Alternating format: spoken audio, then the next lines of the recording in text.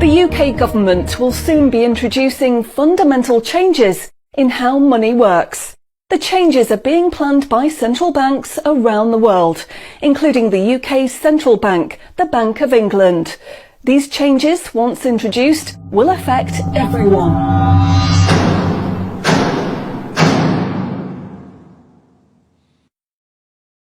So what are these changes really about?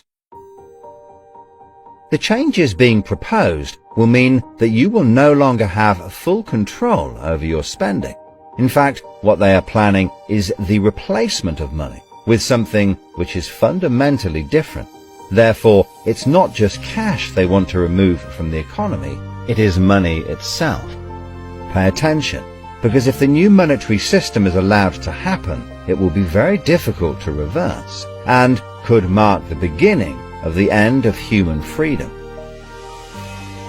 In order to explain the changes that are being planned right now for your tomorrow, let's explain a little bit about how your money works today.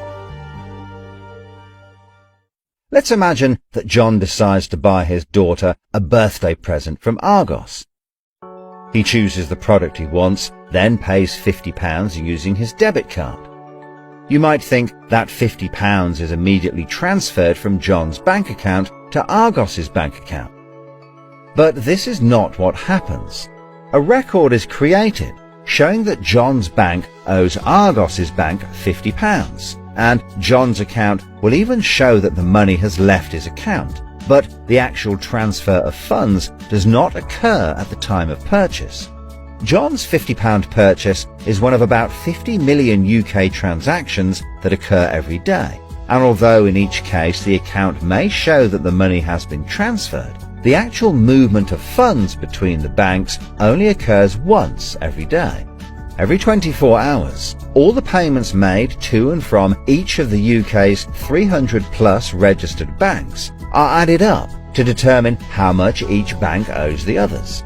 The Bank of England, which is the central bank that all other banks in the system are connected with, derives the total amount that each bank owes and is owed for that day. The Bank of England then intermediates and exchanges funds between all the other banks. So the Bank of England does not know anything about John or the £50 he spent on his daughter. John's money is just a tiny part of a huge transfer of funds. This means that the only organisation that can see what John does with his money is his own bank. The central bank cannot see what John spends his money on or when he spends it. And John's bank is under an obligation not to share details of his spending with anyone. This means that, rightly, there is a good degree of anonymity and privacy over what John decides to spend his money on. This, in turn, means that a government or central authority, such as the Bank of England, cannot directly restrict John when he uses his debit card, because it has no visibility of what John is doing with his money. If John had paid for the present with £50 of cash, then the purchase would be completely anonymous.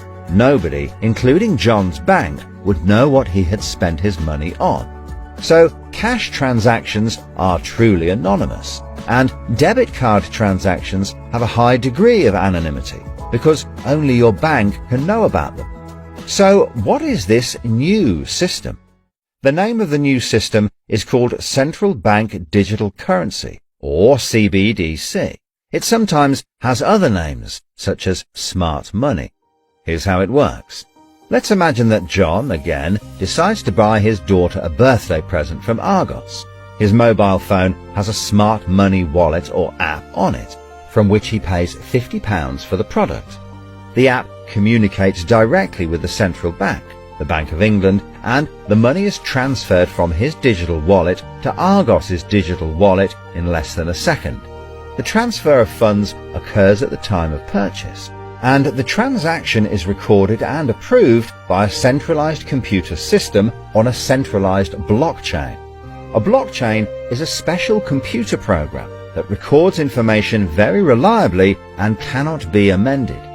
The centralized computer system runs continuously, and can deal with hundreds of transactions per second as they occur throughout the entire economy, processing all of the public's purchases being made by millions of digital wallets. This sounds fantastic and is so much quicker and simpler than the old system. But there is a fundamental difference, which is that all transactions are centralized in real time as they happen. In other words, one system will be able to know about every single digital transaction in the economy as the transactions occur. This is the critical difference with the new digital monetary system that everyone needs to be aware of. All transactions are centralized in real time as they happen. The people who are planning this new system have made it clear that it would be useful, in their eyes, to use artificial intelligence algorithms in real time to block certain public transactions for a range of different reasons. So, what does this mean for John? Let's just say there is another lockdown, and the government want to stop the public moving about the country. With this new system, they could introduce a simple change. That would mean John's wallet would only work if he was located within a certain distance of his own home. Argos is 2 miles from John's house, and he decides to go and buy his daughter a birthday present. He attempts to pay £50 for the product with the app. The app communicates directly with the Bank of England's computer system, and the system rejects John's payment before it is made, because the system knows that John is 2 miles from his own home, and John's wallet has been limited to spending within just 1 mile. John cannot now buy anything unless he moves closer to his own home. His money is now useless if he wants to go anywhere. Why doesn't John just use cash? That would be a good solution for John as long as cash is still in use. So how might this new system be introduced?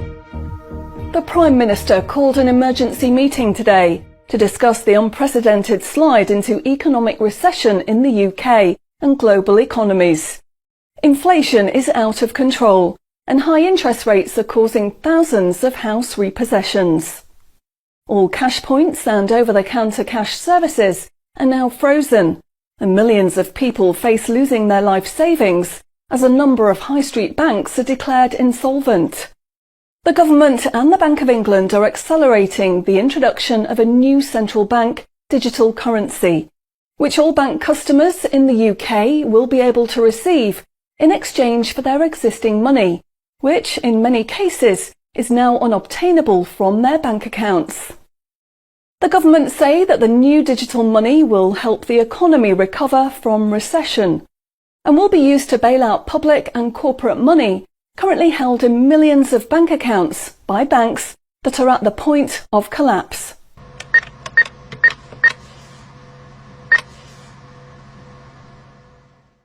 It says cash unobtainable from this account. It's frozen our money. Bleeding hell, John.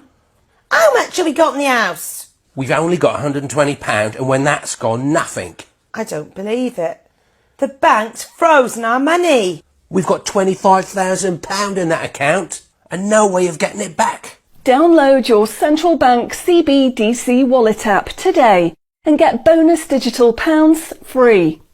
If you exchange your existing bank funds into your digital currency wallet now, you will receive free digital pounds for each account